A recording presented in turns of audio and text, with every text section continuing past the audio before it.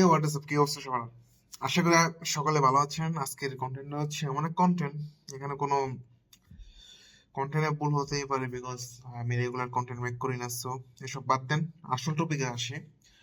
আসল টপিকটা হচ্ছে দীর্ঘ কয়েকদিন যাবৎ সোশ্যাল মিডিয়া প্ল্যাটফর্মে দেখতে পাচ্ছি যে হচ্ছে আহ, সবাই এরকম পোস্ট দিয়ে হচ্ছে আপনার কি ওই যে মাটির চুলো বাদ দিয়ে হচ্ছে ইলেকট্রিক্যাল চুলা ইউজ করার এরকম প্রমোশন আর কাজ দেখতেছি। মানে কি আর বলবো, টাকার কাছে হচ্ছে সবাই হার মানে, এটা তো আমরা জানি, কিন্তু তারাও হার মেনে নিয়েছে।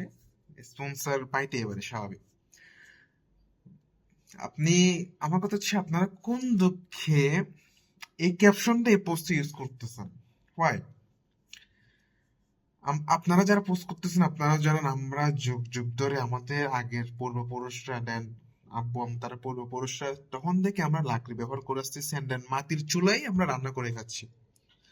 রাইট নাও এখনো খাচ্ছি আমরা অনেকে। হুম। আপনি খাচ্ছেন না, আমি খাচ্ছি না। এখনো যারা মানে গ্রামে গঞ্জে থাকে তারা ইলেকট্রিক চুলা ইউজ করে না, দেন গ্যাসের চুলা ইউজ করে না, করে সীমিত। মাটির চুলা এখনো করে। মাটির চুলা করলে আমি আই লাইক, বিকজ মাটির চুলায় রান্না অসাধারণ। তারা কোন দুঃখে বলতেছে ভাই বয়কট বয়কট বয়কট?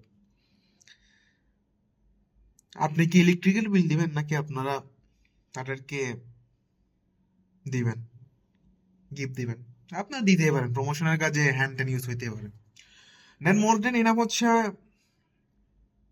কি আর বলবো, ইলেকট্রিক্যাল গ্রামে গঞ্জে গিয়ে সবাই কি ইলেকট্রিকের চুলাটা ইউজ করতে পারবে?